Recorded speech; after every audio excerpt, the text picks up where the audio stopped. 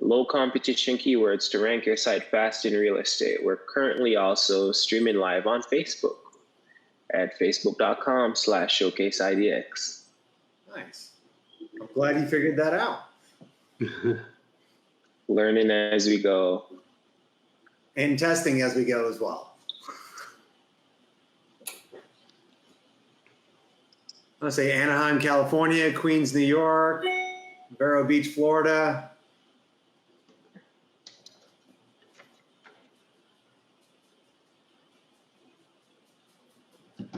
Now I'm just right now. Canada. Where are you guys from?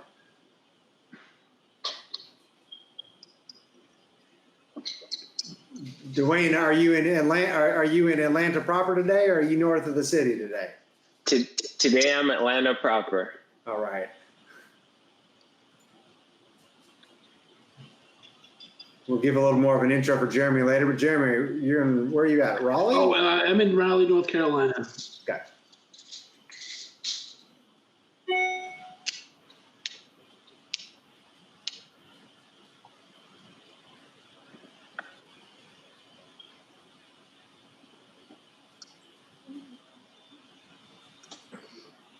Should have a fair number of more people join.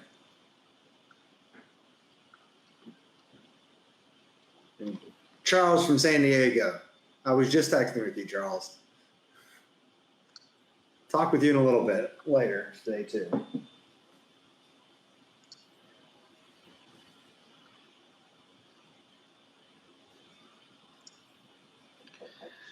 don't know about you guys, but I'm pumped about keywords there. I'm excited to hear what you're going to share with people. Yeah, keywords is where it's at. Well, I'm seeing a fair number of, a little more, not everyone's chatted. If you're watching, go ahead and chat below, leave a comment in the chat where you're from. But where it looks like some people are from, I'm seeing some good mid-sized cities, and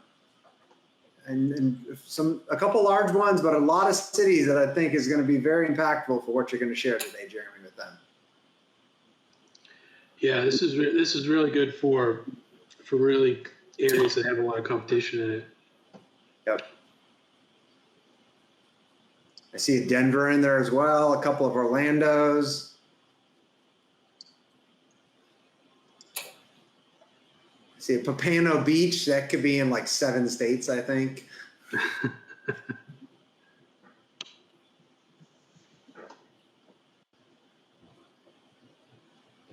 25 people or so, 26 people have joined us so far.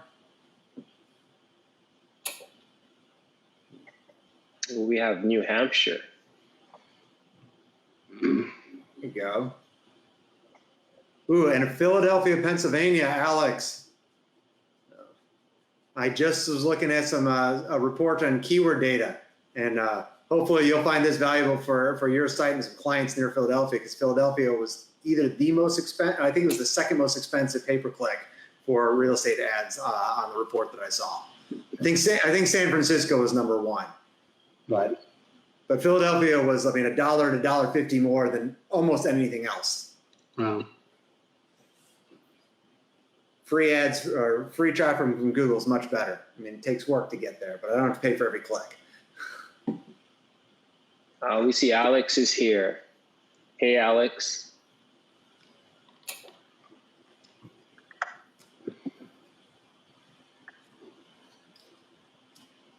It's 2 o'clock. Let's give everyone just maybe another 2 minutes to kind of join. I think we had more than 100 people sign up, and so some people maybe run just a couple minutes late, but we want to respect the time of everybody that's here.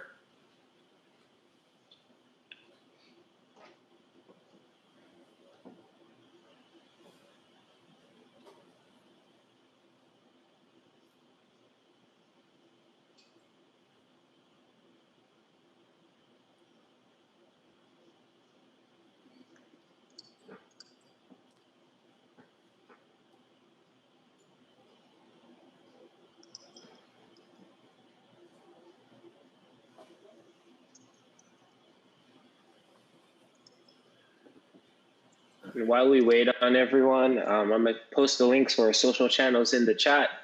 I would implore you, if you're not yet following us on social media, please do.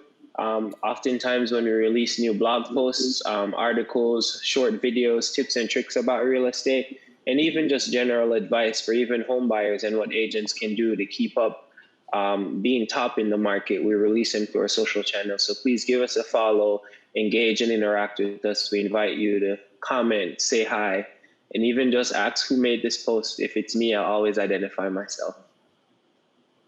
And if you are on Pinterest, you not have to follow us on Pinterest, because with Dwayne's help, we've taken what was one of the largest Pinterest audiences for a real estate tech company or any real estate company marketing in real estate, and we're solid number 2. So and almost maybe number 1. So if you're on Pinterest, check us out. Working towards getting that number 1. It's hard, and it's not just like a little bit like to number 3. It's distant to number 3. So, but with that, it's 2:02. Let's go ahead and get started. Dwayne, thank you so much for getting this set up, and Jeremy, for all the work we're going to kind of walk through. Jeremy, I will ask you in just a minute to give us a little bit more of your background as he kind of hand it off to you. Jeremy's built some sites with Showcase. He's a certified partner of ours. And in addition to being just an absolute expert in SEOs, what I liked is when I asked him for a description for our site to tell us a little bit more about Evergreen Marketing in his company, he put it in terms of enchiladas and tacos. And he's like, it can be either of those, whichever you prefer, but he's like, anybody can make you a website, just like anybody can make you a taco.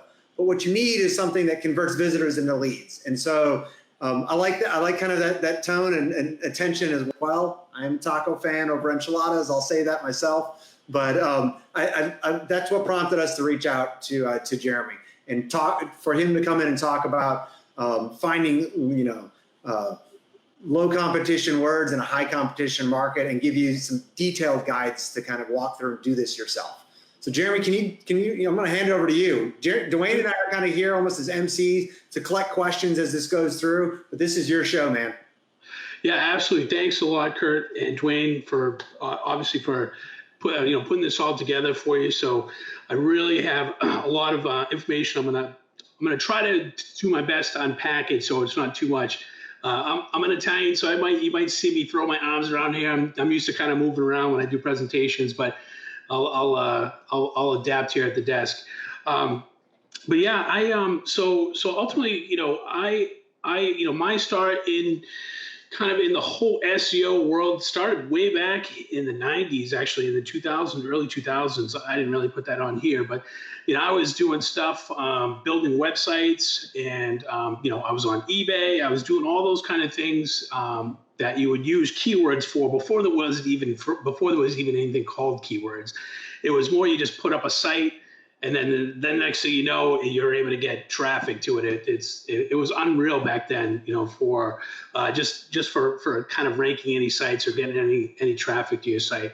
But really, I really didn't start doing a lot of SEO work until I started building my own sites a little bit later on in probably in the late 2000s, somewhere around there.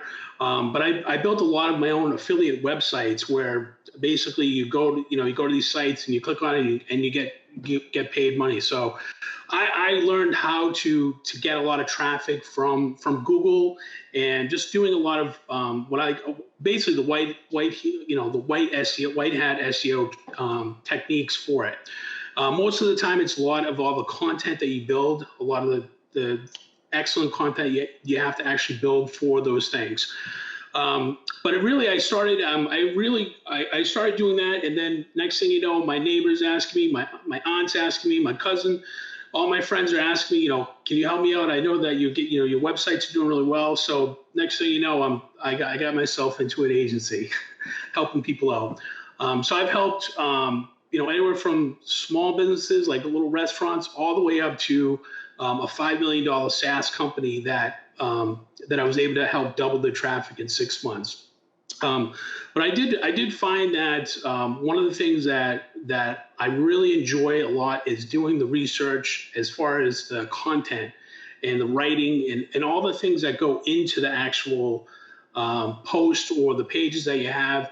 all that stuff. I've really enjoyed that. It's really part of it. So it really, the whole keywords and content really just kind of meshed with me, and it's definitely something I'm very passionate about. So I do have a small team of designers and expert writers that you really have to do before you have a site. If you're a brand new site, if you're just starting out, or if you've been established a little while, you need to know where you stand currently as far as where your site is. You have to be realistic about your how you're doing and where you are compared to other sites. Now, obviously, some of the sites like Zillow and all the big sites that you're going to be competing with in the actual search engine results, you're not going to beat them as far as the ranking for your site, but you can still compete with them and compete with other sites that are that have a higher authority. So just think of it this way, is that your site is given a particular grade or like a score based on the number of different there's so many different variables that make it up in as far as the score. Nobody really knows this. There's a lot of different tools that you can use, and they all have some kind of algorithm that they use to determine what that is. But mainly the big one is backlinks, as far as people linking to your site, or those are like votes for your particular site. So anybody that has a lot of those things is generally going to have higher authority for it. So one way that if you're just starting out, obviously you're going to be probably at 0 or a single digit number, and that's still okay.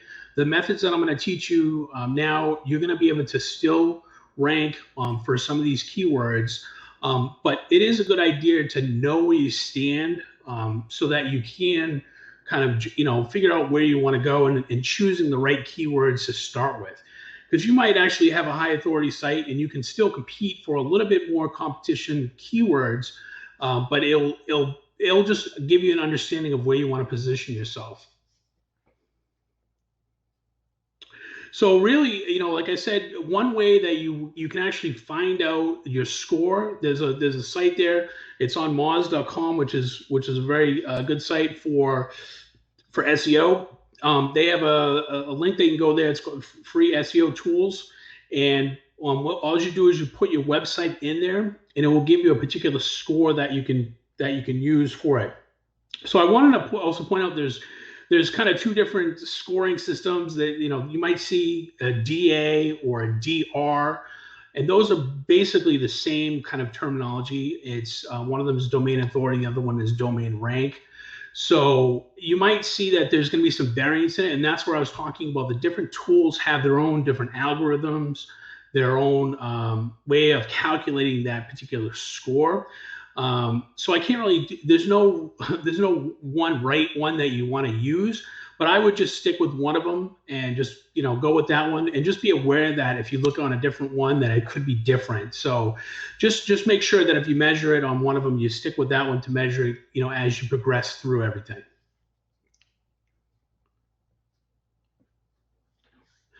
So I don't know if most of you have heard, there's a lot of changes going on with Facebook.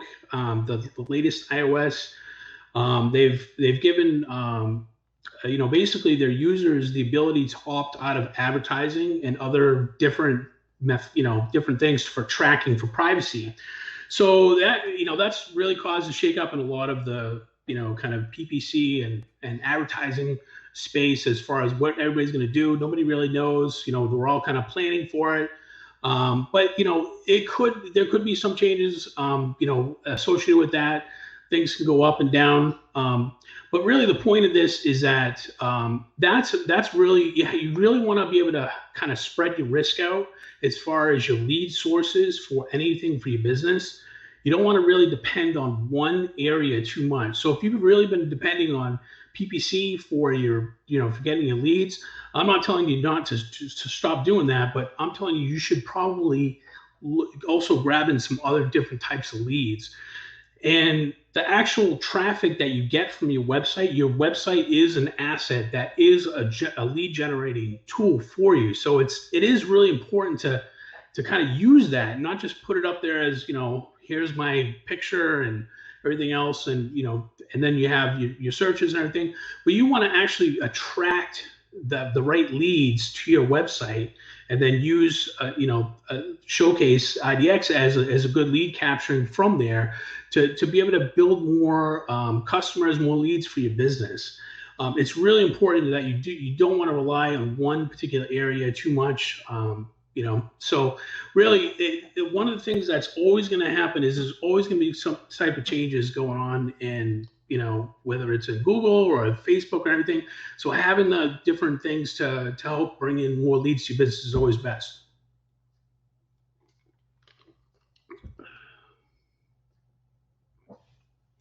So, you always have to put things in perspective as far as, what does this actually mean? I try to put things like in numbers. I'm a very data spreadsheet kind of orientated person, so I like to see things in real examples, as far as what's actually working. So these I kind of pluck these numbers out, based on the number of visitors that you may get for a particular page, or just from traffic in general. And roughly, if 5% of those particular visitors they get for, like, say 300 monthly visitors, that means that you get about 15 leads out of that. Now, I'm not sure about the exact data. I mean, there could be a little bit less, a little bit more, depending on where you are. But I just use round numbers here just to show you guys what you can potentially get.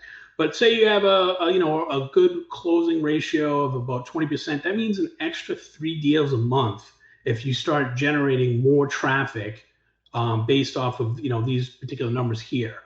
And then even if you're just starting out and you're just getting a little bit less traffic, even 100 monthly visitors will get you an extra 1 deal a month based on those particular close ratios. Now, you might be a better closer than 20%, so that might be a little bit more or less for that. But really, you really need to understand is that this is stuff that compounds over the months and the years for when you're doing this. So you're going to be putting in the work or investing in that particular work now. It's not going to pay off right away. It's not like pay-per-click or Facebook ads or anything, but it is something that's going to compound as you build it down the road. It's going to keep multiplying and it's going to keep increasing. And one of the sites that I really love that's done a really good job with this, I have this spreadsheet. I'm going to show you the little spreadsheet of it a little bit later, but they did a really good job of building on all these pages, these community pages, and they did do something. It's not something that you do right away, but you build it over time, and then that is compounded. And I'm pretty sure their business is doing pretty well. They're probably getting a lot of leads just from doing that particular work up front.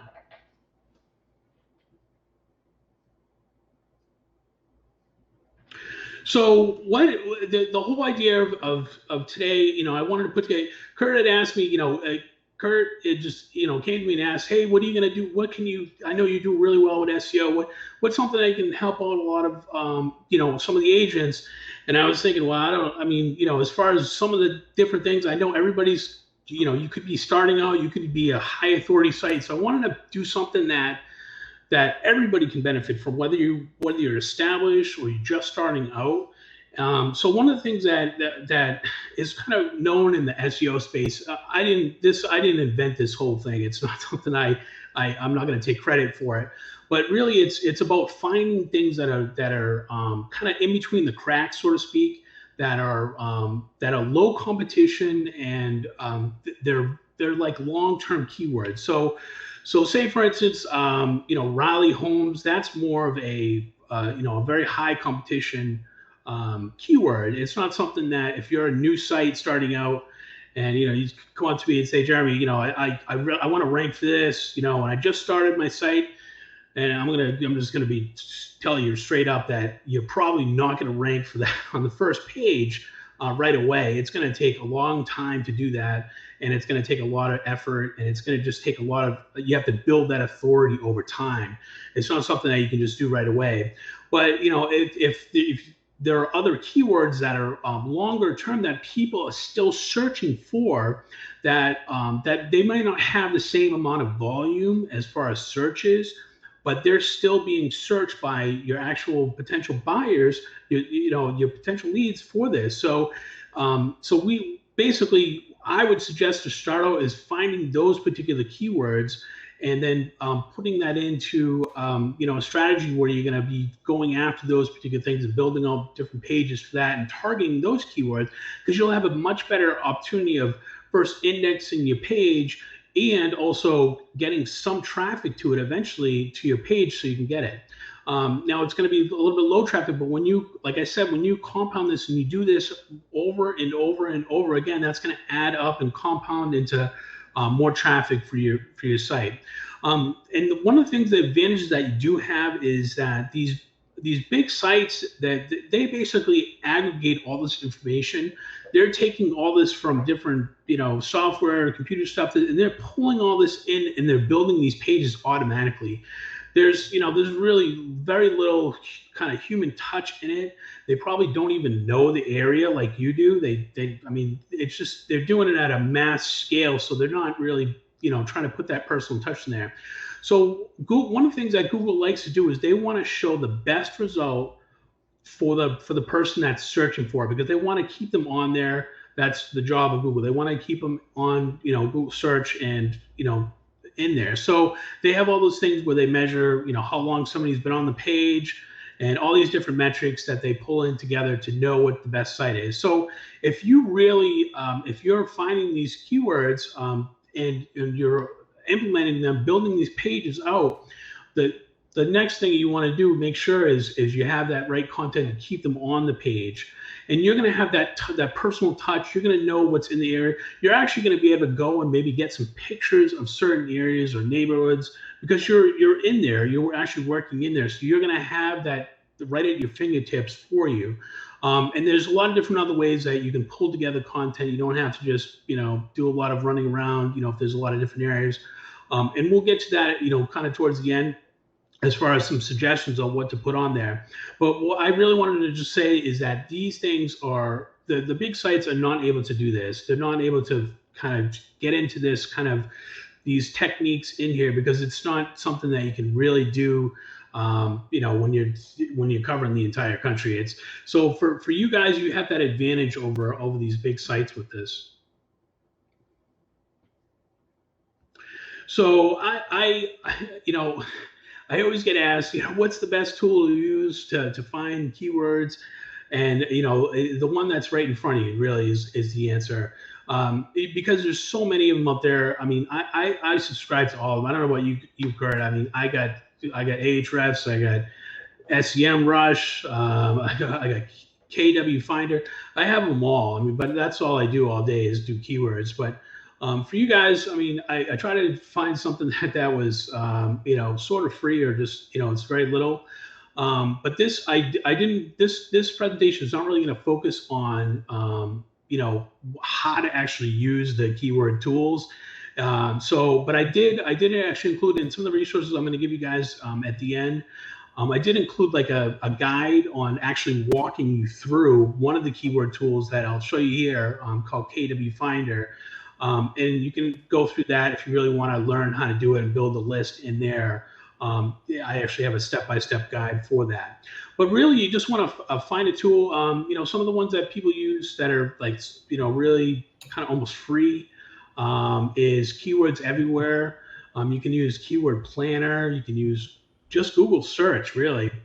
But you're going to find that you want to look for long tail keywords, meaning that they're usually like 3 or 4 words at least, for the search, even longer sometimes. And, that's where you can, your knowledge of your area, you can use that to kind of build a list of different keywords in the area. A good place to start is like subdivisions or neighborhoods or sections of towns, like downtown or waterfront, or even like train stops if you live in a major city. Those are kind of things that when people are searching for things, they actually type those in and they look, they might add homes or apartments or condos right after that. So those are the kind of things, how you can figure out what you're going to be, finding those particular keywords. Really, it does take time to build this. I mean, this is this is something I see a lot of people, they skip over this part. They they kind of just go right to the end of building the pages, and then they build the page and they're like, I'll just stick in this one word. And then, 3 months later, why isn't this ranking? And I'm, well, because you didn't do the work up front. So you really have to do this up front. It does take a lot of time. It's something that you really need to invest in as far as getting, that information in there. So I don't know about you guys, if any of you guys ever paid for gold or done a little treasure hunt. I love finding all this stuff. I mean, it's so strange because, some of these keywords that you look at the data for these keywords and you're like, oh, this one's only got 30 searches a month. And I'm just like, well, let's go for it. I mean, I've done that with a bunch of different sites. And then next thing you know, you look in your Google Search Console, which is, if you don't have that set up, that's one thing you need to have set up, by the way. But when you look in there and you actually see that keyword and it's getting like 150 a month. So, again, I'm going to tell you about these tools. They try to do their best as far as giving you some kind of data. But you really have to start somewhere. So if you have a spreadsheet and you're able to sort things by the search volume of these tools and some different, data points, that it's really a good way to figure out where you want to start from first. And then you can rearrange everything and kind of figure out where you want to go from there. But really having a spreadsheet is really the basic of doing this. You want to have something because you have to be able to sort this some way and track everything. So one of the things that we're going to do for basically the two data points that we're going to look at when I get to the actually showing you what to do is the search volume. That's obviously the main one. You want to make sure you know that. And then you also want to know this little thing where it's called if you haven't done any Google searches, they have these different parameters you can put in, and basically they're to kind of filter out different searches that you have. So one of the ones that we're going to use is called all entitled, and what that is that the keyword that you're searching for shows up in the title tag or the actual title. So when you look on the Google search and you see that right at the very top of the thing of the search, that's the title tag. That's where all the words are. So those will show up in there.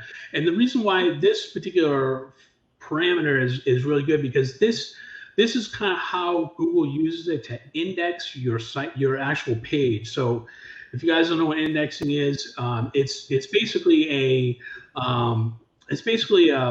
way for Google to put your actual page in their directory. So sometimes that can take a while, especially if you're a new site. You're kind of in the sandbox in there. So this is a really good way to find, those particular keywords that are in there. So basically the ratio is you're going to be taking the search volume and, dividing it by the all entitled, and that's going to give you a particular ratio. And you want to start with the ones that are the lowest ratio, because that means that they're a low competition and they have a pretty good search volume for it. Generally, I stick with a search volume of 300 or less because anything over that is going to be a little bit more higher competition. And it's, you could still go after those particular ones and use this, but I find that anything generally around 300 and under is best to start with. All right, so before I'll actually get in here, I don't know, were there any kind of questions Kurt, or anything that kind of popped up before I do a live show of this? I did have one question that came in earlier. It came by text message to me from somebody that's watching. Is when you mentioned domain ranking or DA before, it makes sense that a DR of 50 is better than a DR of 15. But how does a 5 or 10 point difference mean? Like if I have a DR of 15 versus a 20 or 25. Yeah. I mean, as far as ranking on the page, I guess I have to ask a follow-up. Is it ranking on the page or just in general over your authority? I'll kind of answer both of those questions. But for the SERP itself, I mean, that's just one of the main things that Google looks at. Is they're going to look at they're not going to look at that score, but it's going to look at so many different variables that the score is based off of. to choose that. They're not looking at a particular score for it, but they have their own algorithm that they develop on there. I've seen, I mean, I've ranked, above some of those higher ones in there just because I had better content in there. I had better on-page SEO as far as, my correlation to what's being shown on there. I just probably checked off all the boxes in there that made it a little bit higher ranking. But if all things being equal, chances are I would be a little bit lower than somebody that's a little bit higher rank if everything else was equal. So it's one of those things like when you get on the first page, on page 1, and you're bouncing around between the top 5 and everything, that's when you can start kind of tweaking things and messing a little bit around with a few little things, like start with meta description. Basically the conversion of somebody clicking on it from page 1, you want to try to increase that. So your title, your meta description. So those are little things that you can kind of tweak when you're in there. I wouldn't change too much content in there when you're just on page 1. Sometimes being on page 1 is better than, just anything else, because you're going to still get some clicks. You might not be in the top 3, but you're still going to get some traffic from that. So sometimes it's best to just not do anything at that point. Hopefully I answered your question. I think that answered the question that they're asking. So that's the only question I have right now. All right. So now we're going to get into just more of, I'm going to actually show you guys, as far as, one of the ways that you can, find some of these particular keywords here. So this is the site I was telling you about, with Moz. You can go to it and you can find your score in here. It's really just, this is really where you want to start. I mean, on your spreadsheet, maybe just put this somewhere and put the date that your score is, and then maybe like 3 months down the road, you can check it again to see if it's changed. But really, the score is you might even not change it. A lot of this depends on the authority, which is a lot of backlinks and things like that for your site. But really, knowing where you start is something here, so that you can check this out. So I put together, what you guys can see is I put together this spreadsheet of a site that's really doing a really good job in some of these keywords here and how they're positioned in here. I mean, these are just all the keywords they're ranking. This is on page 1. This is the actual first position. So if you add up all these things, I mean, this is how much traffic they're getting just from all these keywords here. And that's in position 1. I mean, I don't know how many are in here, but they're doing a really good job. Look at how many pages they're ranking for this. Now, also, just so you guys know, is that, we're going to go after just, one keyword per page. But in reality is that you're going to rank for multiple keywords in a page. It's one of those things where, you want to focus on one or maybe two keywords at most for a page, but you don't want to go after, 4 or 5 different terms for your page. You want to focus really on one. I always, we just usually start with one. And then what happens is that you'll start ranking for other terms that are similar to the one that you're going after. So that's why you might see on this spreadsheet, I mean, this guy is also ranking for probably multiple ones on the same page. So it's not necessarily just one page for each one. So when you're looking at this, you're like, wow, I have to build like, hundreds of pages. I mean, this probably is, there's probably a bunch of keywords in there that are on the same page. But I put together the spreadsheet for you guys, and this is really something that you guys can use. You can get this resource at the end. This is really how you can find it. It is kind of a manual process to do this, but it's something to start with at least. I mean, you can use this to actually find these keywords and then use this to sort the ones that you're doing. So the ones that we're going to be tackling is the search volume, and then, like I said, the all entitled. So what the let me get this up here. So there's a couple of, like I said, there's a couple of different ways. The tool that you can use is this Keywords Everywhere.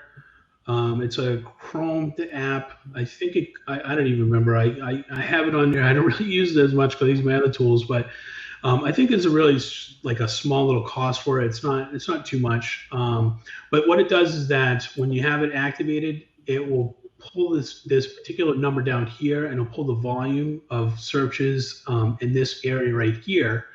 So when you're searching for your terms, you can kind of get an idea of, well, you get the actual number that you need for the volume right here. And they also give you some other hints as far as some other keywords. As you can see right here, these are all other keywords in here. And then the Moz, they also have a toolbar that doesn't seem like it's working right now, but at least for the first one, it's working. But what it'll do is it'll actually give you the DA of the search in here, and it should put a thing on there. I don't know if I just have to refresh it or not, but this will kind of give you an idea when you're looking at what they call the SERP, which is the search engine results page, which is this basic page right here after you do a search. So this will kind of give you an idea of what's on here for your competition. If you're just using like Google to do your research.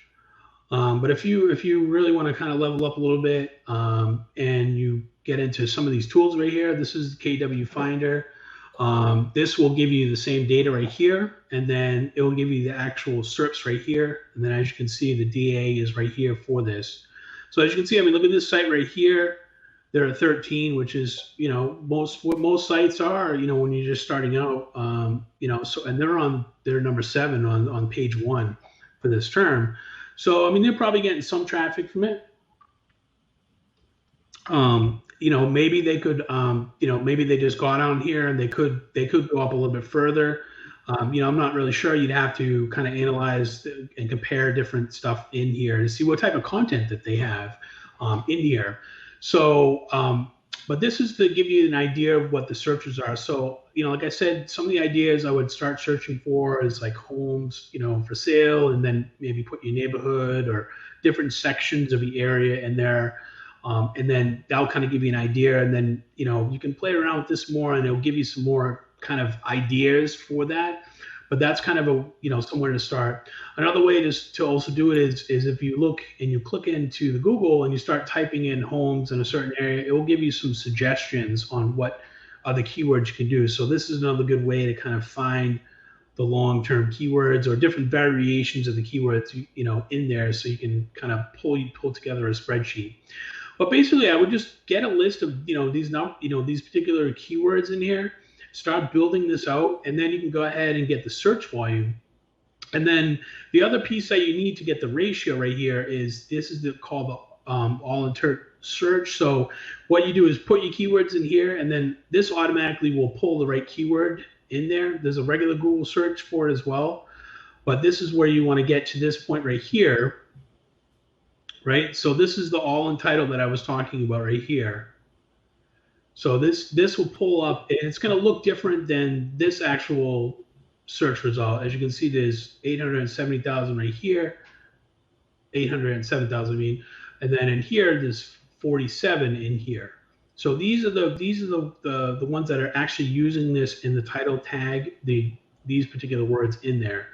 But one of the things you have to do with this, unfortunately, it's not, you know, because it's kind of a manual operation, you have to go down. So when you type in the search thing, you don't want to just take this number right here. You have to actually go all the way to the end. And as you can see, it says there's 2 pages.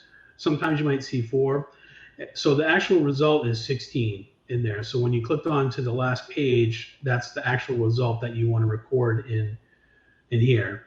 So this would be 16. Well, when I looked at it last time, it was 19. But so that's where you're going to get that particular number. And then you're going to get the ratio of, you know, a good way to kind of sort things through. So, so really, I kind of have it broken up into the best ones are obviously green. Those are usually less than 0.25 or, you know, 0.25 or less. And then, you know, the middle is, you know, I think between that and I think 1 in there. So this is really just, I'm not saying not to go after these ones, but this is a really good way to kind of sort things through, because you have to, when you build a list of like 100 keywords, or, I mean, you can't just, you got to have some way to sort it and start with. So this is a really good way. But one other thing I would suggest is that, you know, even if a keyword is way, you know, showing up at a ratio, but you look halfway down and you're like, well, I know this is a really good area. I mean, I would start with that first. I mean, you know your area, you know like what people are going to be possibly searching for, or maybe it's just a buzz in your area, or you hear a lot of things. So really, we're doing this for two different audiences. We're doing it for Google, of course, and then we're also doing it for your actual potential clients here. So if you think that it's best served for your clients, then I would go ahead and tackle those keywords first. But at least you have a way to track everything. Maybe you can check off the ones that you do or whatever for it.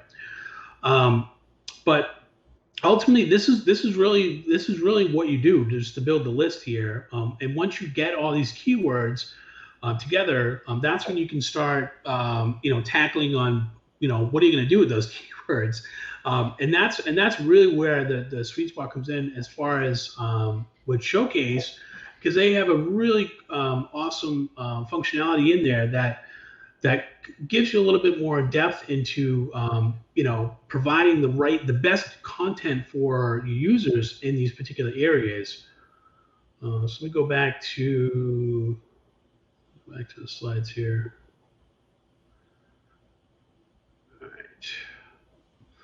All right, so I don't know if that was clear to you guys. I'll take a short break right here just to make sure.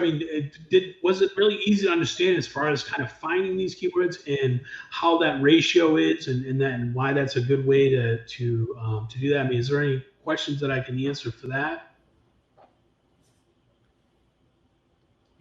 Do you have somebody typing? I have a few questions for you people have asked. I'll ask you at the end. But okay. Not on just the live panning. So, gotcha.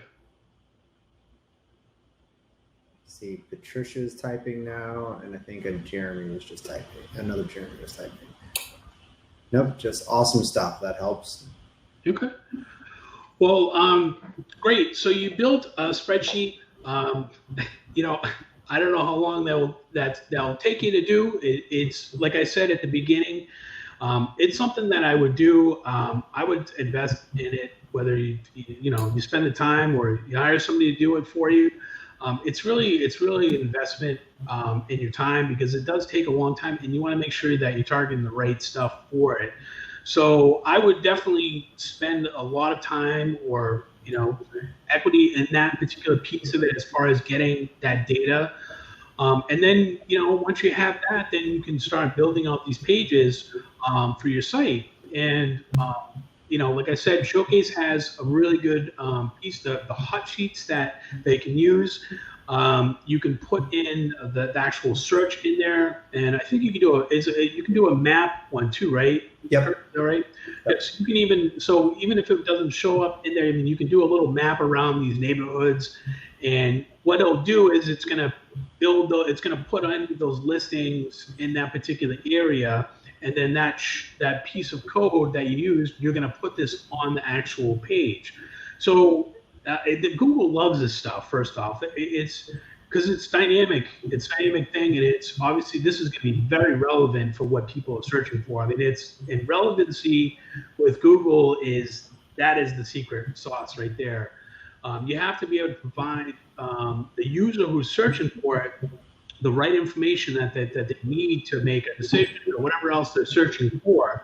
So this stuff right here is really gold for it, as far as getting that right content in there for it. But one thing I would always suggest is before you start doing anything is, you got your whole list of everything, but you actually want to look at what's on the page for that particular keyword. And then I would open up all those, different sites up there, see what everybody's doing on there. Because some of the stuff could be just, you could just tell that it's just aggregated data. It's not something that's, that's really put much into it, and it's automated. So, but you want to see what's out there and what everybody else is putting out there. And then you want to create something that's better than that. I know Kurt had a good article about what was it, the skyscraper method, yeah. which is a method it's well known in SEO, where basically you are building these really large, awesome resource pages for for the users, and then you're getting people to kind of share that information and building backlinks on it. And that's a great method.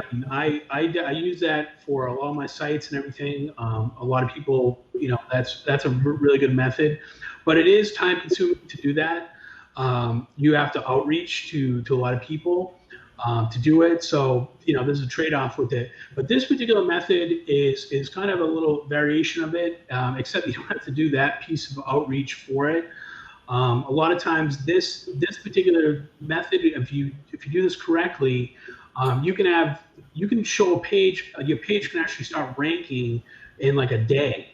I've seen stuff happen if you have a high authority site within the same day. I've seen it, and that's really based off Google's indexing. So I'm not guaranteeing anybody's going to show up in a day or so, but it's really some of these sites. You put this content up, and literally a week later, it's already ranking on the first page, or if it's in the top maybe 20. Because you can see where it goes if you track your keywords. And that's not really doing any kind of outreach for it. That's just putting together the right page, the right content, and then, just really putting it out there, and then it gets indexed, and then, next thing you know, you're showing up for that and you're starting to get traffic already. So it's something that, like I said, anybody that's just starting out, this is a really good method because it does kind of work with Google's favor with the indexing in there. But so as far as with the pages, what to include on there, and like I said, that's why you want to look at the actual site. You want to look in the search, and you want to look through the different websites and see what everybody else is doing. And you want to create something better. You want to have something that it's going to be engaging for people. They're going to want to stay on your page, and they're going to want to click around and look at things, and then hopefully, start doing a search on there, and then get into your world. And that's really kind of an art form, so to speak, as far as how you want to put things out there. Video works really good because it keeps them keeps them on page. So if you can get some video of stuff in the area, that's a good way to kind of keep them on the page. But just things that you guys normally would talk about, like schools, where the closest restaurants are, different data about the properties themselves, the average median, all those kind of data points that people that are searching for those areas, they want to know, schools and everything else like that. Another thing that I would suggest to invest in is if you're in the area, I would just start taking pictures of things in that particular area that kind of showcases that area, and kind of building like a little thing. And you can either do it yourself, or you hand it off to whoever does your pages for you, and then they have that extra little touch in there. And then you're also adding in all the alt tags in there where this is. So Google's going to love that part of it too. If you actually have specific pictures that are original pictures of that area, it's really going to help you with ranking and stuff.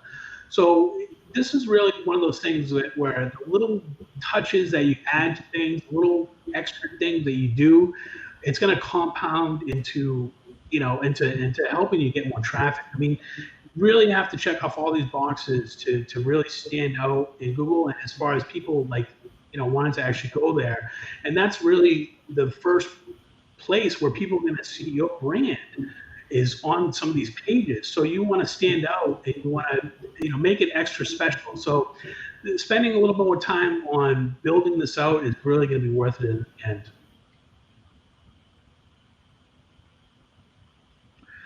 So I put together some resources for you guys. The spreadsheet that you saw in there, I gave you a copy of that. The slides as well, of course. And then if there's, if you want to do a little bit more as far as doing the research, the keyword, I gave you my actual SOP on that, on how to use KW Finder. And then I also gave you another document on just kind of how to put together a blog post if you guys are interested in that. But yeah, I hope this has been helpful for you guys, and I'd be happy to answer any questions that you guys have for any of this. Yeah, so if you have questions, drop them in. I've collected a few questions that have come in while we're going, while you've been going. So let me ask you some of those. So Chris O'Neill asked, if you had just one tool that you were going to buy out of those that you kind of mentioned or used, what was that one tool that you would suggest to somebody? Out of all those keywords, I am a big favorite. Mine is Ahrefs. I just use that. It's for backlinking. That's the big thing with Ahrefs. I'm just so used to using that on a daily basis that that's my go-to tool. But really, like I said, if you had I mean, I like them, all of them, to be honest. But yeah, Ahrefs, I think is they've come a long way. Now there's some, like I said, these tools are going to have some variances in them. So, you might talk to like 4 or 5 different SEOs and they're going to tell you, one will add some rush and everything else because of this, or they might like it for this one feature. But for when you got, for doing this for the research, I mean, really just pick a tool, anything, and use that to just get started. I mean, really that's. I'd agree with that. I mean, I think for looking at a lot of the agents, I use Ahrefs. I love it. I think a lot of times, especially for agents getting started, they look at a price point and they go, oh, it's like $100 a month. And for somebody that does SEO marketing, that's a lot. Now they do have like a $7 7-day trial, but for an agent, you can get through. If this is like going to be your focus for like, do some keyword research for a couple of days. You may end up with enough content ideas for pages you need to go build for the upcoming months. That 1 week is actually a pretty good investment for $7, and you may not need the tool all the time. So yeah. I know the KW Finder is a little bit cheaper if you just want to go the monthly route. I paid like a year in advance. I think it's like $39 a month. I mean, it's way less than Ahrefs. I'm not a big fan of the KW Finder for backlinking stuff, but for just doing basic keywords research, it's a pretty good tool for that. And you'd mentioned Keywords Anywhere, or Everywhere, the Chrome extension. It used to be free, it is now paid, but it's $10 for like 100,000 credits. Oh, so yeah, it's so almost any individual, that's good for them. We're gonna, somebody like you or me, we're gonna blow through that, but usually not an individual agent. Yeah. I always forget to turn mine off. I'm going through it. I'm like, oh my goodness, I'm spending I'm spending like 20 cents on all my keywords. Yeah, it's really cheap to do that. I mean, it's like I said, these tools are they're all very similar. So just grab one of them and just get started with it, really. And I like your suggestion about it. The best tool is the one in front of you, because I think it's different for those of us that are marketers full time, but there is something about going just very deep into like doing that keyword research up front, because you think about, you use some examples like homes for sale in Raleigh, or, and you get particular neighborhoods. There's so many permutations that if I come back, if you don't do it every day, it's hard to get into that, hey, how do I come up with 30 new ideas to go into the check? As opposed to almost anybody could go, hey, I come up with my list, I come back and look at the beginning and what did I not include? And that list that becomes 20 or 30 quickly becomes 400 terms that I'm searching for. And then when I prioritize it, I don't have to fill up 400 pages, as you pointed out. Yeah, it's so funny is that, when we build this for our clients and our sites, I have these massive keyword lists and I'm sorting through all of them. And then I get to the right one that I'm looking at. Then I'm like, let me type in a different one in here based off of this one. Then I go down a whole nother rabbit hole of like, oh my goodness, I found this one. So it's just, and you might not use that particular one, but it's really good to help you to kind of, give you that inspiration to look for other ones too. Okay, I like that. Another question we had was from Werner in Florida. He asked, you had mentioned about a little bit of check the box. How important is page speed? And so I may be able to give a little bit of that from a real estate perspective, but just in general, I'd love to hear your viewpoints.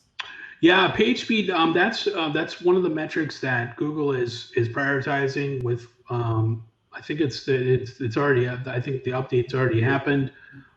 So, I'm gonna. I have a lot of my own sites and my client sites that, obviously we don't have all the data yet because it's just rolling out, so to speak. But it is something that is important. I mean, if your site is like taking forever to load up, somebody's going to click off it. I mean, so that's why Google is kind of focusing on that.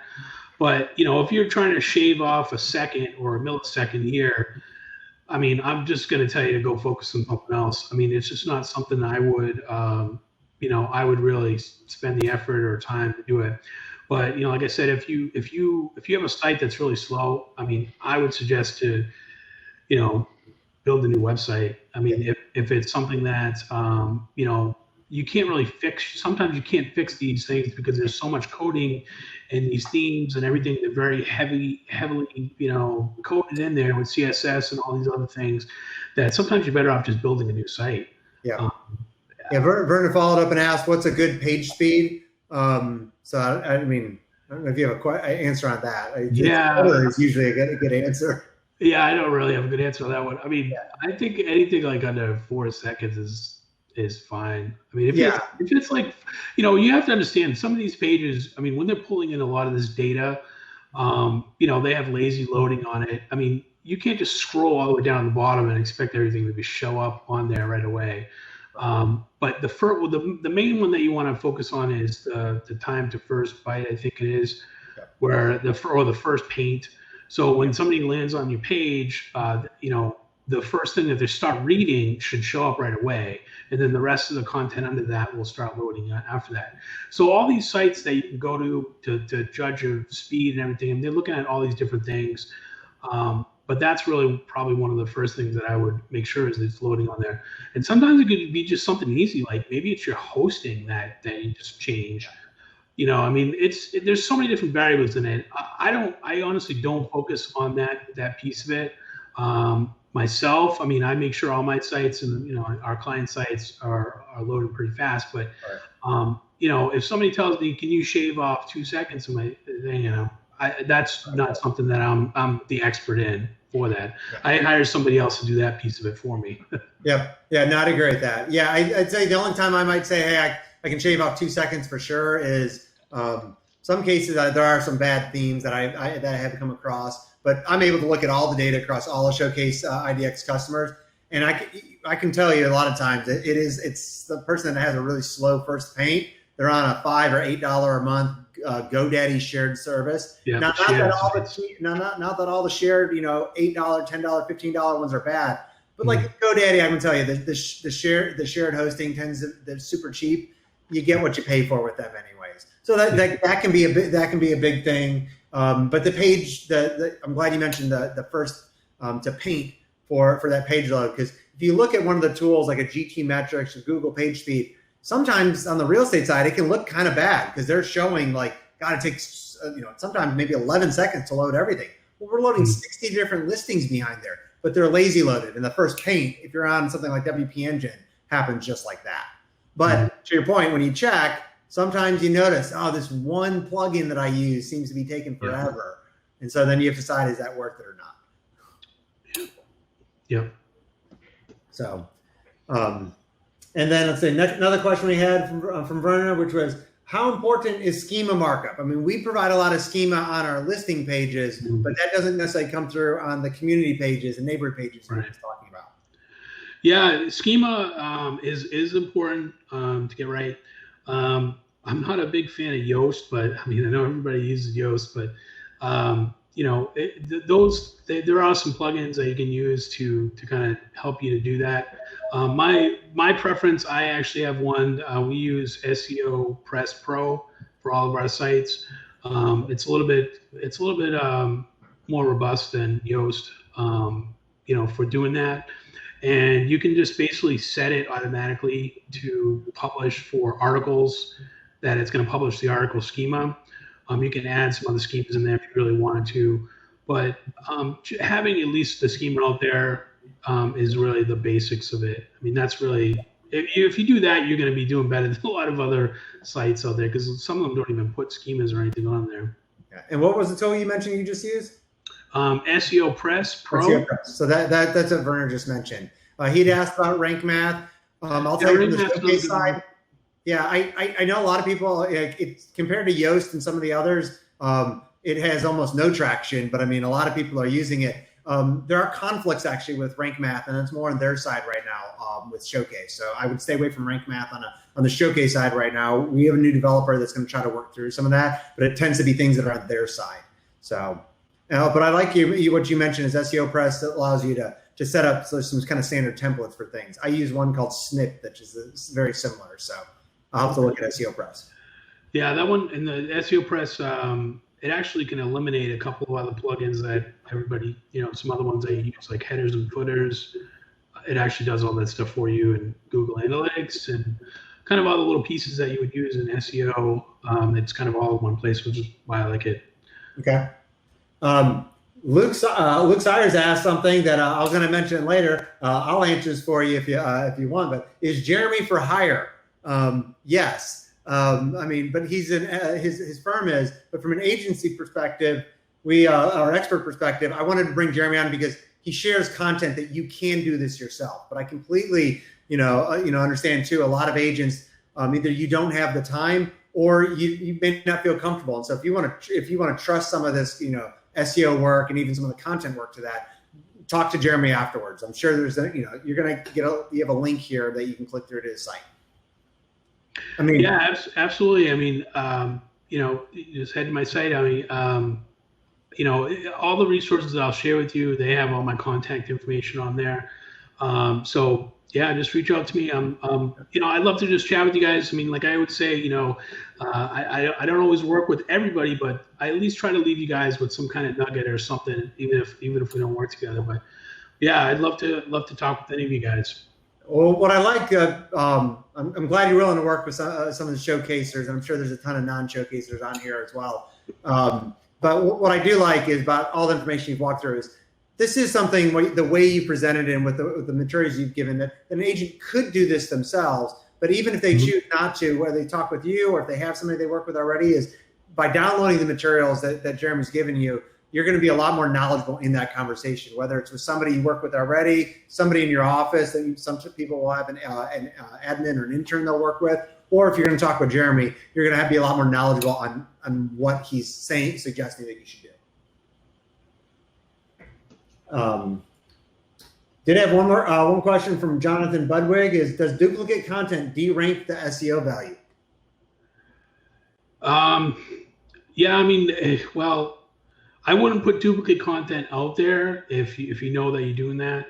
But I don't think that it's a bad factor. I mean, I'm in a lot of these groups with SEO, and I read all the different magazines out there, and there's so many different things about is duplicate content bad, everything. If you're plagiarizing somebody else, then that's bad. But if you have kind of similar content on one page and then you have it on another page, it's not going to devalue. I mean, there's a thing called cannibalization with keywords, where that's where you can kind of have you're ranking two different pages on the same SERP, which is not really the best way to do it. So, but if you have a plan, if you have a kind of like a rough outline of your site, it's really easy to avoid to do that. And that's why you need to have some sort of plan.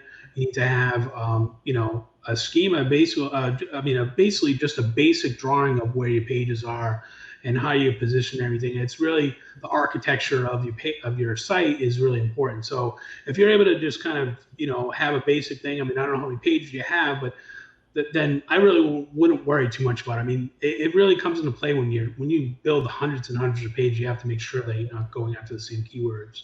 Yeah. Jonathan just added. He said he's got 40 pages that have the same neighborhood overview, which includes schools and restaurants. And so, to me, that's like if that's 40 different neighborhood pages, then the overview should be the same. But it's very easy to have.